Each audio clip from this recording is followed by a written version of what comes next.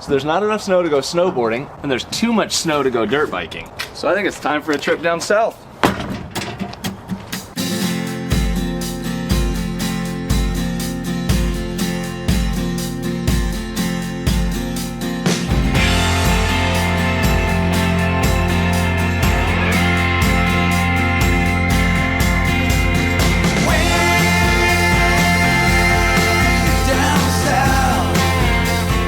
After a 17-hour drive from Montana to Arizona with an overnight stop in Salt Lake City, I arrived at my parents' house.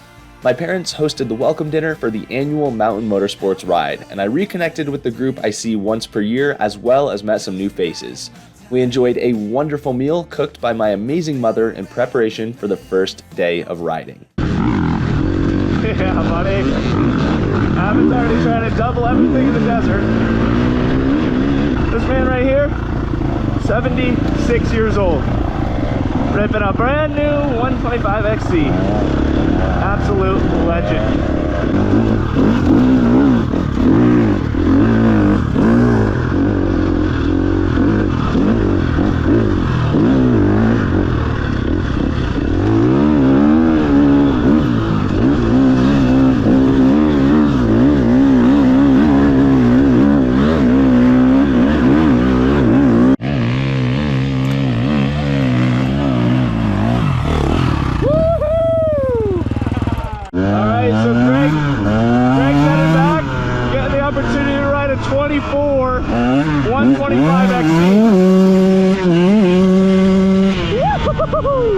Oh, I've been really wanting to ride one of these new gen 125s.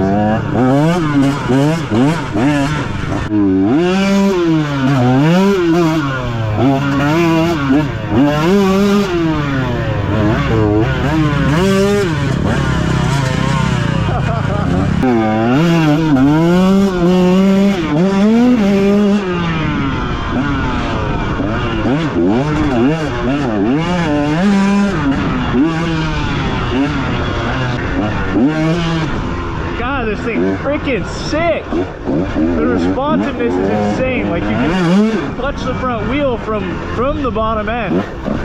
Unlike any carved 125 I've ridden where you gotta be on the pipe.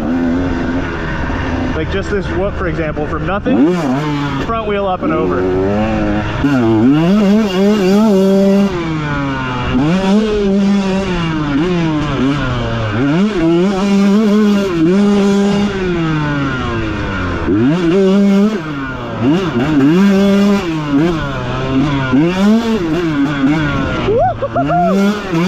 God damn, dude!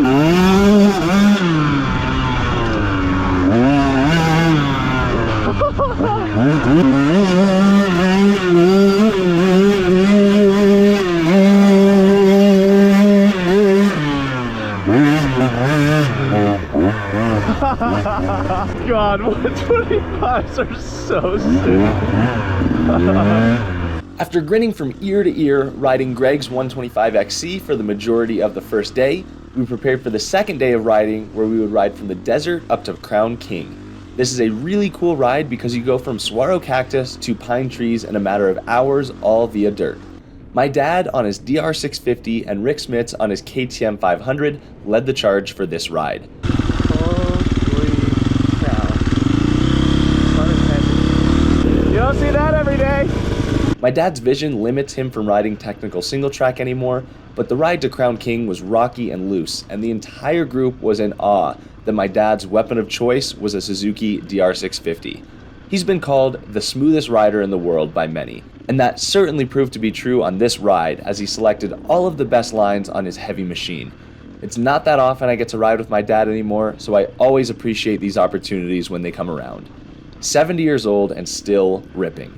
We enjoyed a 70-mile round-trip ride with a lunch stop and cold beer at the halfway point.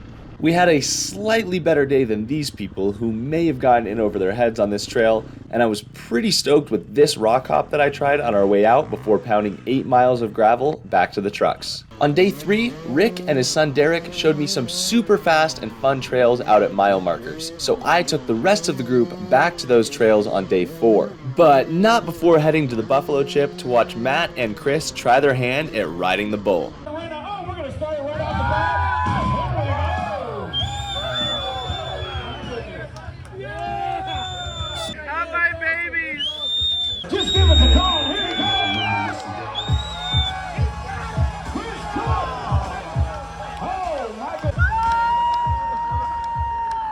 The only reason I was able to keep track of where I was going and lead the group was because of OnX Off-Road. I had mapped the previous day, so it was super easy to follow the map and stay on course.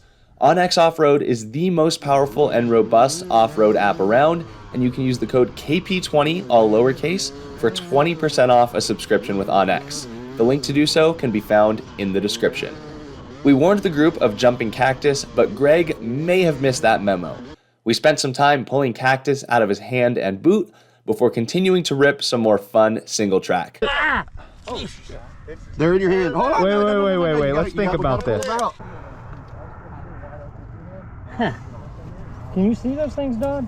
I was gonna say he's like a quarter inch off. You gotta step down before you're slowing it. Yeah. There you go. I think that's it. All right, let's get these. We gotta get the one off your. Look, did you get a picture of this? Oh yeah. My weapon of choice for the day was my KTM 200, as I was in the middle of replacing some wheel bearings for my 350, but the 200 was an absolute blast to let scream through the desert.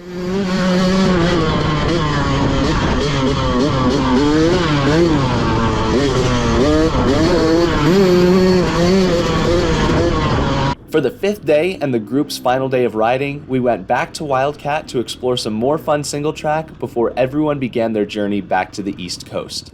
My girlfriend Maddy flew in so that we could do some riding before beginning the road trip back to Montana. She rode my KTM 200 and did great, and it was amazing to witness how excited she was about seeing Cactus for the first time. We packed in a few fun activities with my parents, including a street bike ride and water skiing in November, and then we began the road trip home. We saw Sedona and the Grand Canyon. The trail's that way. We went go-karting in Salt Lake with my subscriber Spencer, and we consumed countless energy drinks and a lot of fun music before making it back home. Yet another epic adventure in the books for 2023. I can confidently say this has so far been the coolest year of my life. Back to more projects and beginning work on Levi's RM125. I'll see you guys soon with the next video.